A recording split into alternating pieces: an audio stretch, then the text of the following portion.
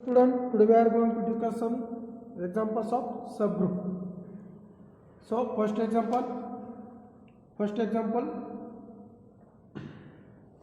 show that the set. First example, show that the set Z of G equal to Z belongs to G such that XZ equal to ZX for all X belongs to Z. This set is elements which contain of the form, which is commute with every element of G. Okay, every element of for all X belongs to G means Z of G contains an element of the form which element contains in Z of G such that Z is a commute with every element of G. Okay, show that the set Z of G is this group is called center of group called center of a group G. Okay, and this is notation of center of G. Okay, center and centralizer of A. Centralizer of A. Their symbol is center of A, which contain element of the form such that X belongs to X such that XA equal to AX. Okay, difference in between two center and this is centralizer of A. Okay, this is centralizer and this is center of G. This is center of G. This is centralizer of A. In centralizer of A, elements which contain centralizer of A, which commutes only with A. Okay, here elements of the form which commutes only A, but in center of G, elements which commute with every element of G. Okay, here elements are only contained if any element is commute with A, then X is in centralizer of A. But here elements Z which commute with every element of G, not only one element. Here every element of G commute with this element Z, then Z belongs to the center of G. Okay, so show that the set Z of G is subgroup of G. Okay, is subgroup of G. Okay, solution of these two. How to show subgroup of G? By using theorem. Use any theorem. Two theorems of subgroup, which is closed under given binary operation and universal element exists, or for all AB belongs to given subset, then AB inverse also belongs to given set. Okay, use any theorem. So solution of this example, let Z equal to or Z of G equal to, let Z of G equal to Z belongs to G such that XZ equal to ZX for all X belongs to G be a set. To show, what is to show here? Center of G is a subgroup of G. Okay, clearly Z is a subset of G. Why Z is a subset of G?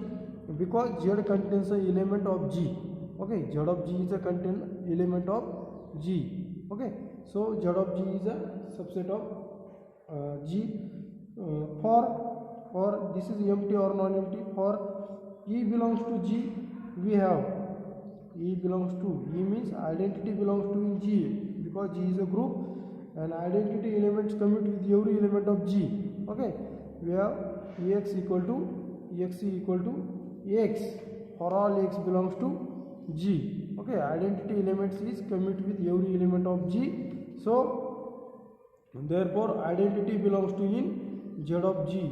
Identity belongs to in Z of G means Z of G is a non-empty. Z of G is non-empty. Then consider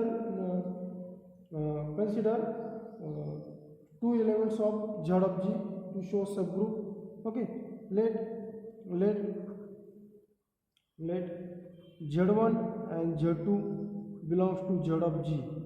Choosing any two elements from Z of G such that Z1 belongs to Z of G, Z2 belongs to Z of G, which implies that Z1 and Z2 are commutes with every element of G, which implies that Z1x equal to x Z1 and Z2x equal to x Z2, where for all x belongs to G. Z1 and Z2 are elements of Z of G, which implies that Z1 and Z2 are commutes with every element of G. Okay, so this is equation number 1. Equation number 2. Okay,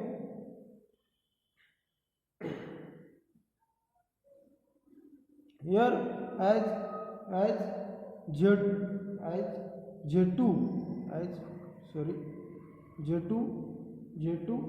belongs to Z of G. Z2 belongs to Z of G. Okay, Z2 belongs to Z of G, and Z of G is a subset of G. Okay, Z of G is a subset of G, and G is a group. Okay, Z2 is elements of Z of G, and Z of G is subset of G, which implies that Z of G contains an element of G. So G is a group means Z2 belongs to G, and G is a group. G contains G group means G satisfy G in G inverse element exists. So therefore there exists Z2 inverse. There exists Z2 inverse belongs to G such that Z2 into Z2 inverse equal to Z2 inverse into Z2 equal to identity. Okay, Z2 into Z1 Z2 into Z2 inverse equal to Z2 inverse into Z2 equal to identity, and x Z2 equal to Z2x. Okay, Z2 inverse. Let consider x Z2 equal to Z2x, pre-multiply by Z2 inverse, pre-multiply by Z2 inverse on both sides, pre-multiply by Z2 inverse on both sides, we get Z2 inverse into x Z2 equal to Z2 inverse into Z2 into x. So by using associative property, Z2 inverse into x into Z2, okay, equal to Z2 inverse into Z2 into x by associativity, because these all elements are in G and G satisfy associative property. So by using associative, using this. Okay, so Z2 inverse into x into Z2 equal to Z2 inverse into Z2 value is identity into x. Okay, by using inverse property, okay, Z2 inverse into x into Z2 equal to x by identity property. So again post multiply by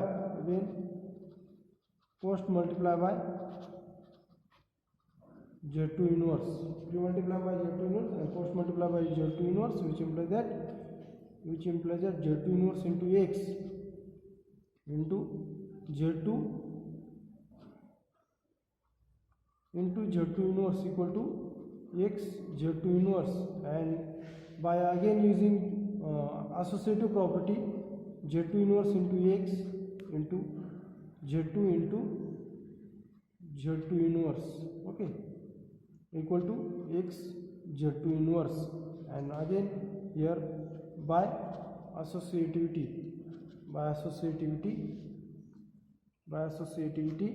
so again by using inverse property we get value. Again by using associative property,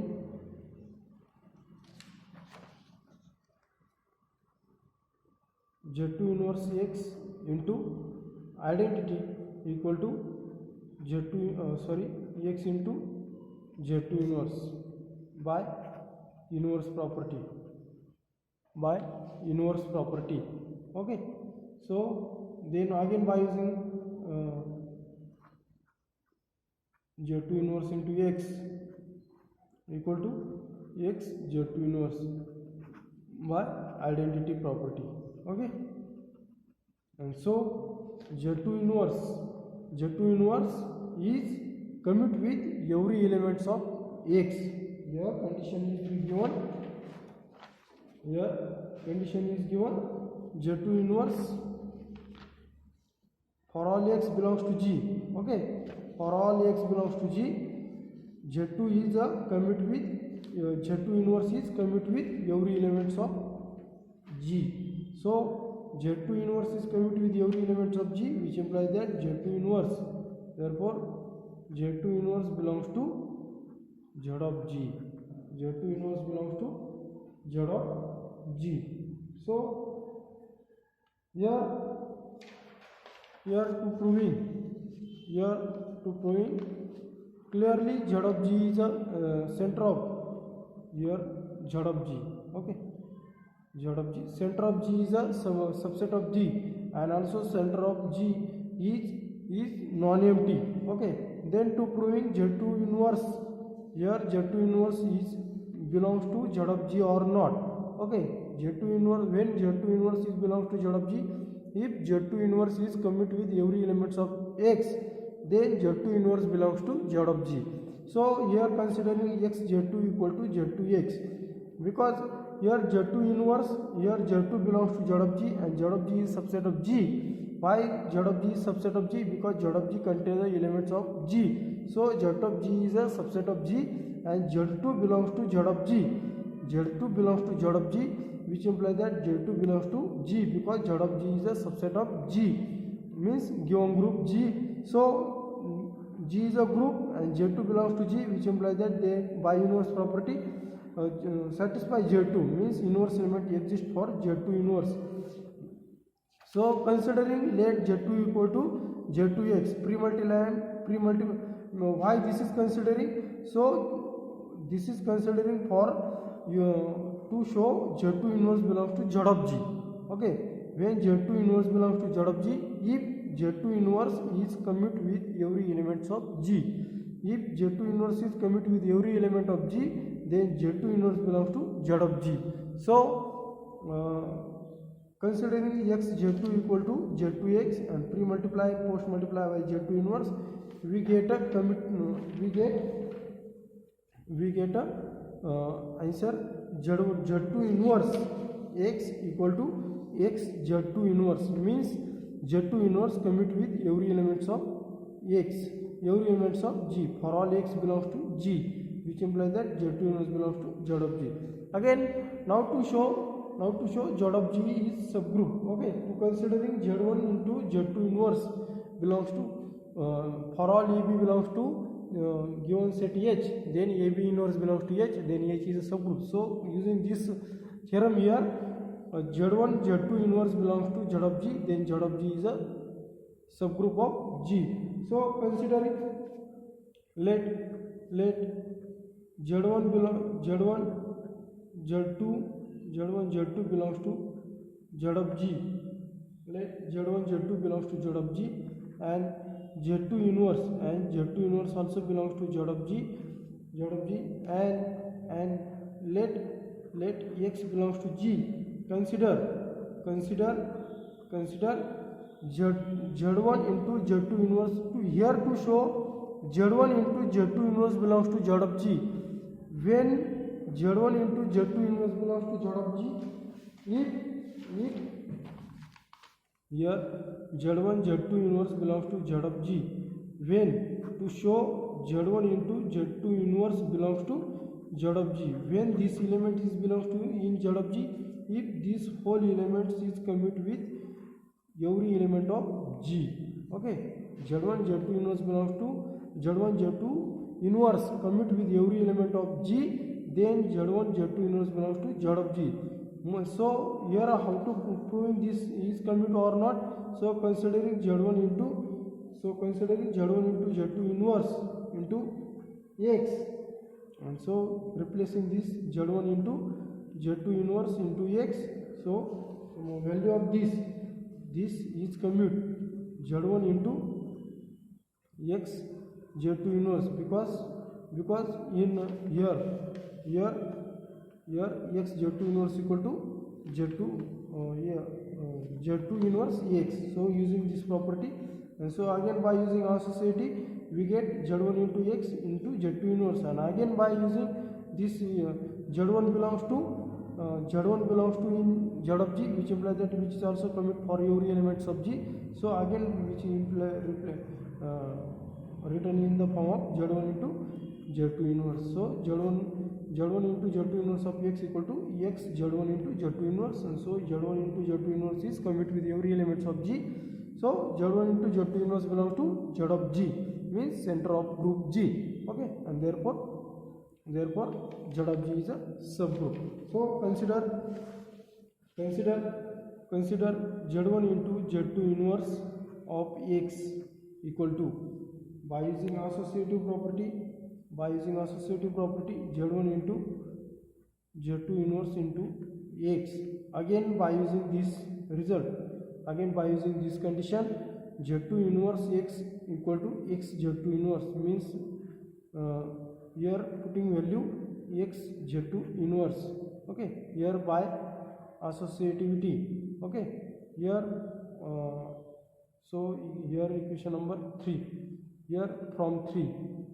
Okay, again by using associativity Z1 into X into Z2 inverse by associativity. So again by from 1 here equation number 1 says that Z1X equal to X Z1. So putting value Z1X equal to X Z1 into Z2 inverse from 1, and which implies that by using again associative property X into Z1 into Z2 inverse by associativity.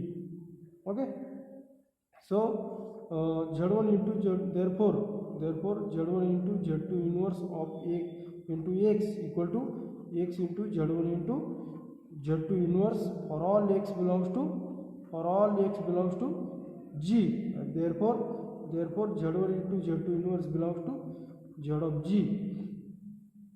and therefore Z of G is a subgroup of G.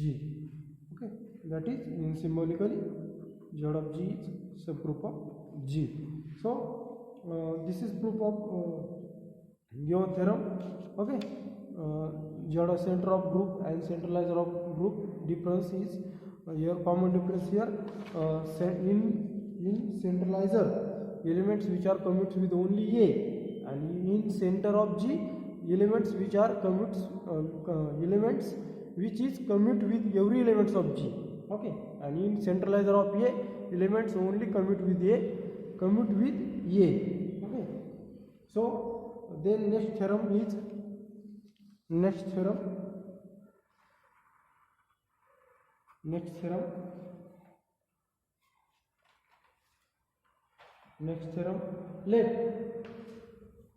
let or if H is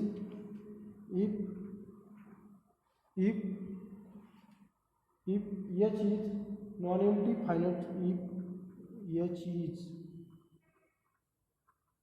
if H is non-empty finite subset of group, if H is non-empty finite subset of non-empty finite subset of group G, and H is closed under binary operation of G. H is closed under binary operation of G, then H is subgroup of G. Then H is subgroup of G. This is called finite subgroup test. This is called finite subgroup test. Here theorem says that, what is theorem says that H is non-empty finite subset, then H is closed under given binary operation. Okay, means H is, if H is finite, then only H is closed under given binary operation of G, then H is a subgroup. Okay, means suppose that here suppose that how to, in Zn, Z is a group and Z is a group and Zn is suppose subgroup of G. If Zn is finite subset of Z, okay, Zn is finite subset of Z and Zn is a group with respect to addition, means Z is a group with binary operation of G. Okay, so Zn is closed under given binary operation, then Zn is a subgroup of Z, means Zn is closed under given binary operation addition. So only to prove Z, if H is finite, then only to prove for subgroup H is closed under given binary operation. Okay, H is closed under given binary operation. Okay, so this is theorem says that if H is finite, then H is closed under given binary operation, then H is subgroup. Okay, here not if and only if condition. Okay, H is subgroup, then H is closed under given binary operation, but H is closed under given binary operation and H is finite, then H is subgroup of so then H is a subgroup of G. Okay, how to proving this theorem? It is very simple and this is called finite subgroup test. Okay, this finite subgroup test, this theorem also important for university exam. So proof of this theorem. So proof.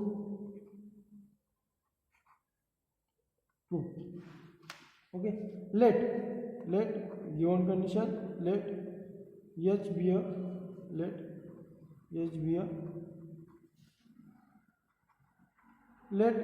non-empty finite subset of G. Let H be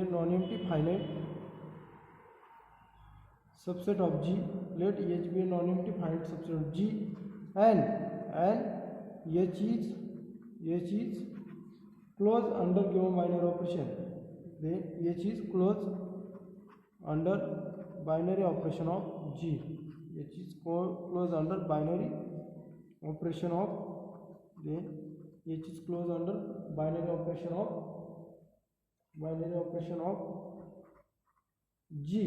Okay, that is H is closed under binary operation G means for all A belongs to G H, which implies that A star B equal to, okay, A star B, or here multiplication here given that A into B belongs to also in G. Okay, write any symbol here, dot or star. Okay, A dot B also belongs to in G. Okay, to show how to show, then H is subgroup of G. To show that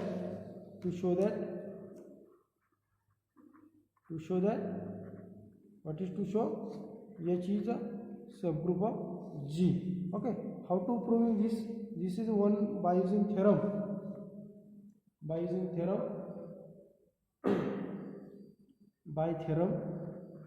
What theorem of says here? If H is non-empty, subset of G, if H is non-empty subset of G, if H is non-empty subset of G, So H is non-empty subset of G, and H is subgroup of G.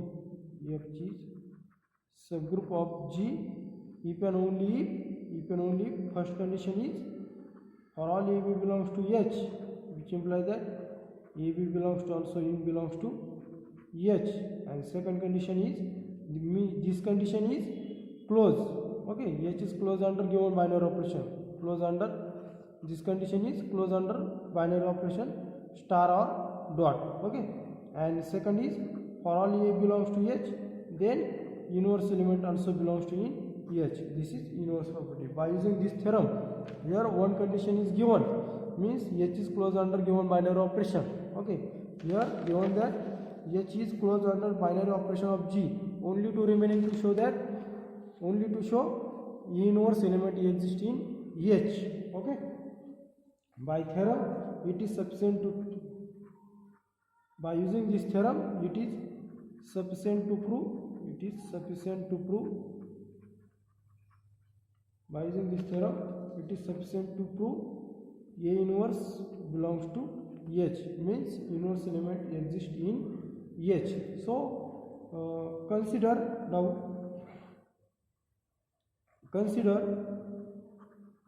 this is very simple. Okay,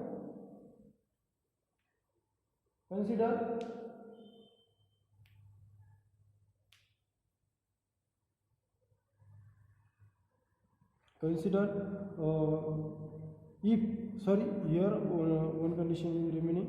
If A equal to identity. Okay, if A equal to identity,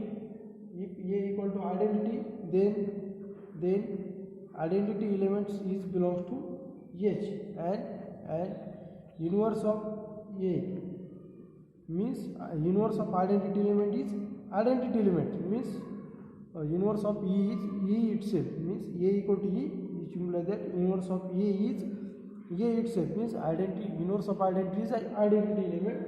So equal to identity. Okay, means here inverse element exists in but if A is not equal to identity, and given condition is H is closed under binary operation of G. H is closed under binary operation of G. H is closed under binary operation of G. So we have A belongs to G, and means A is not equal to identity, and H is closed under given binary operation, which implies that A into A also belongs to in H, because H is closed under given binary operation, means A belongs to H, then their multiplication A into A equal to also belongs to in H.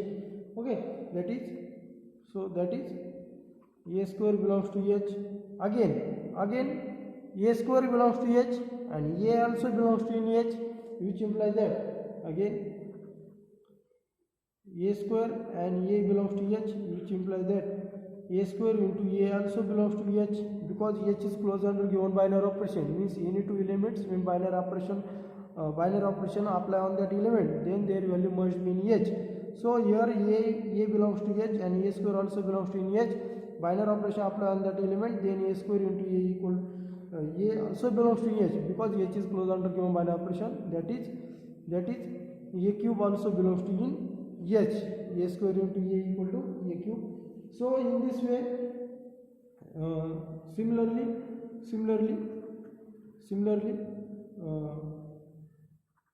A cube belongs to H and A belongs to H, which implies that A cube into A also belongs to H, that is A raised to 4 belongs to H, and continuing in this way, which implies that A raised to R minus 1 belongs to H, and A belongs to H, which implies that A raised to R minus 1 into A equal to A raised to R belongs to H, and also continue and so on.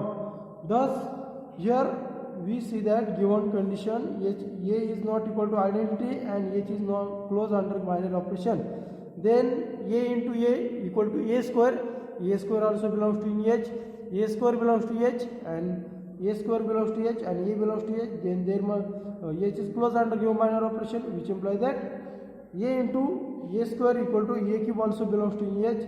Similarly, continue in this way, A cube belongs to H and A belongs to H, then A raised to 4 also belongs to H. Again, A belongs to H and A raised to 4 belongs to H, then A into A raised to 4 equal to A raised to 5, which is also belongs to in H, because H is closed under given binary operation of G. Okay, H is closed under given binary operation of G. Thus there are infinite number of collection of elements.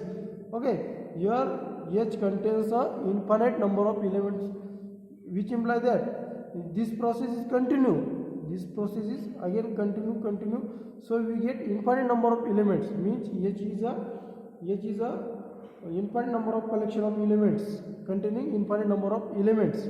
So, but here condition is given. H is finite subset of G, not infinite. Here we get a number or infinite number of elements, because this process is continuing up to infinite times. Okay, we get infinite number of elements, which is also belongs to in H. Okay, which is also belongs to in H. So, but H is given that finite, which implies that so these numbers are again repeated numbers. Okay, so here thus infinite number of collection of elements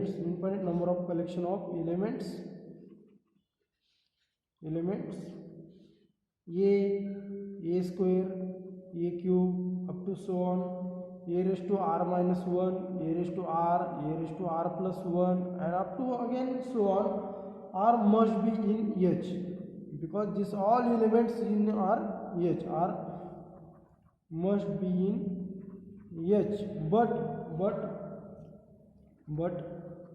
by hypothesis, given theorem says that, but by hypothesis H is a non-empty finite subset. But here this is infinite number of elements are in must be in H, but H is finite. But H is finite subset of G. Here we see that these elements A square, A cube, A raised to 4 up to so on, these elements are infinite number of elements, and which is R must be in H. Okay, by using this process, this is infinite number of elements, and these R elements are must be in H, means H contains infinite number of elements. But hypothesis says that H is a finite subset of G, means H contains only finite number of elements. So H contains finite number of elements, and here given this infinite number of elements, this also in H, means these elements A raised to 4, A raised to A cube, A square, A raised to R minus 1, A raised to R minus 2, up to so on, these elements must be repetition of this infinite number of elements. So how to repetition?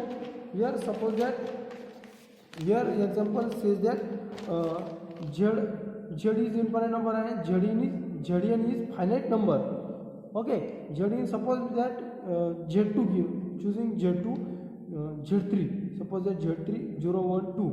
Okay, this is finite number of elements, but 2 into 2 equal to 4, which is congruent to 1 modulo 3. Okay, means 4 is repetition of these elements. In that element, this is repetition. Okay, 4 is again repeated from 1 by using modulo congruent 3, means 1 is repeated. 1 into 1 equal to 1. Okay, 2 into 2 value is 4, but 4 is congruent to 1 modulo 3, means 1 is again repeated here. Okay, so here also we say that this is our infinite number of elements, and H contains finite number of elements, which implies that here some numbers are repeated of this infinite number of elements. So by hypothesis H is finite subset of G. Hence there is repetition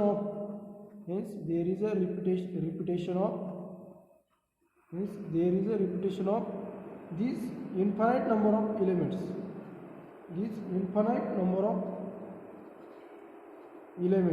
Okay, this infinite number of elements, that is there exist R and S such that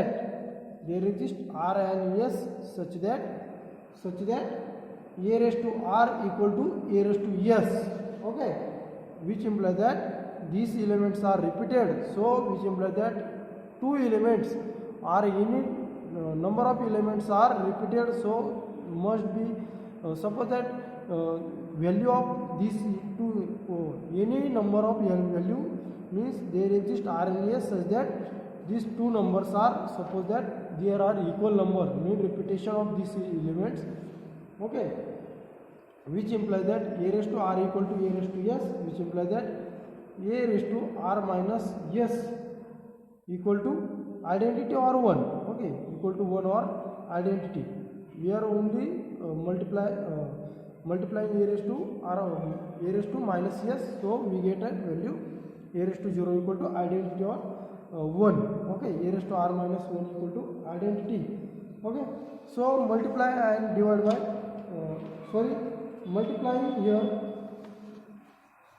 therefore a raised to R minus 1 a raised to R minus S equal to identity or 1. Therefore which implies that a raised to R minus S minus 1 into a, here only adding power plus minus 1 means equal to identity. This is why this is written in the form of, because a raised to R minus S minus 1 into a equal to a raised to R minus 1, because a raised to R minus 1 into a raised to minus 1 into a equal to identity, and a raised to minus 1 into a raised to 1 means the power of this base, a is base same and power is different. So here summation of power. Okay, minus 1 plus 1 equal to 0, we get answer 1 means a raised to R minus 1. Only here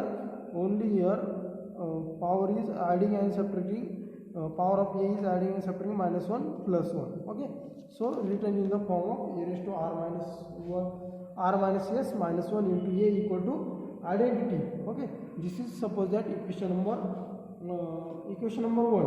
Okay, now here only to show condition inverse element exist in H. Okay, if a is not equal to identity, if a equal to identity, then inverse element exists, but if a is not equal to identity, then to show you inverse element exists to in given set. So using this condition, a infinite number of collection and H is finite, so there are a number of repetition, and using this number of repetition we get a raised to R minus 1 a raised to R minus S minus 1 into a equal to identity. Okay, but now a raised to R minus S minus 1 equal to a raised to R minus S minus 1 equal to a raised to minus S into a raised to minus 1.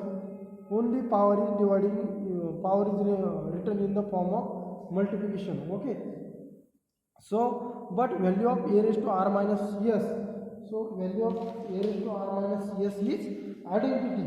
Okay, value of a raised to R minus S is identity. So using this identity, E into A inverse, which implies that A inverse. So by using again using identity property, A raised to R minus S value is identity, E into A inverse value must be A inverse. So this A raised to R minus S minus 1, A raised to R minus S minus 1 equal to A inverse. So by using this equation 1 becomes, therefore equation 1 becomes Therefore equation 1 becomes, putting value of a raised to r minus s minus 1 in equation 1, we get a inverse into a equal to identity, means inverse element exists in, means inverse element exists in given set given set H. So that is therefore a inverse is inverse of a inverse is inverse of a. That is for a belongs to H, which implies that a inverse belongs to H such that a inverse also belongs to H, and therefore by this theorem, so therefore by this theorem H is a subgroup of G. H is a subgroup of G. Okay, this is very important theorem for university exam. So how to prove this theorem? Okay, just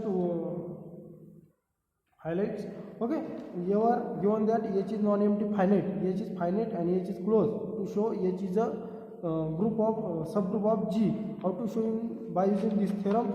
By using this theorem, H given condition. One condition is already given, means H is closed under given binary operation. Only to show inverse element exists in H. Okay, if here two conditions are A is identity, then inverse element of identity element is identity, so inverse element exists.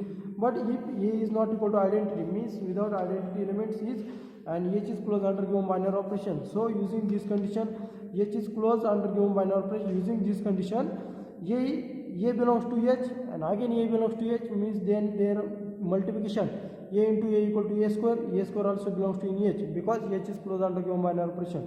Again A square belongs to H and A belongs to H. A also belongs to H, and here A belongs to H and A square belongs to H, and H is closed under given binary operation. H is closed, which implies that their multiplication also belongs to H, means A into A square also belongs to H, that is A cube belongs to H. So again replacing A square by A cube, A belongs to H, A cube belongs to H, then A raised to 4 also belongs to H, and continuing this process up to infinite times. Okay, continuing this process up to infinite times, we get infinite number of elements, and these all infinite numbers are must be in H,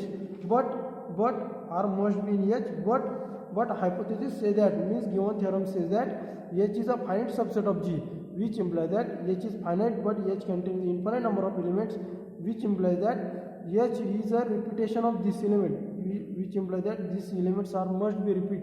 Okay, so using just theorem using Zn. Okay, Z5, suppose that Z5 elements 0, 1, 2, 3, 4. Okay, these elements contain 4 into 4 equal to 16, under 5 equal to 1. 1 is again repeated here, na? Okay, one element again repeated. Also 3 equal to 3 is 9. 9 is congruent to 4 modulo 5. 4 is again repeated, means these elements are again repeated. So we get these elements, only these elements, these 5 elements, but repetition is again infinite number of times. So we get an answer. So these elements means here there exist R and S such that A raised to R equal to A raised to S, means these elements are must be repeated. So using this again, so this value, we get an answer A raised to R minus S minus 1 into A equal to identity, only multiply power of minus 1 plus 1. Okay, so here solving this we get an answer inverse element exists in H, because this value is must be in H, and A into R minus S equal to I inverse. Using this value we get an answer inverse element exists in H. So therefore H is a subgroup of G.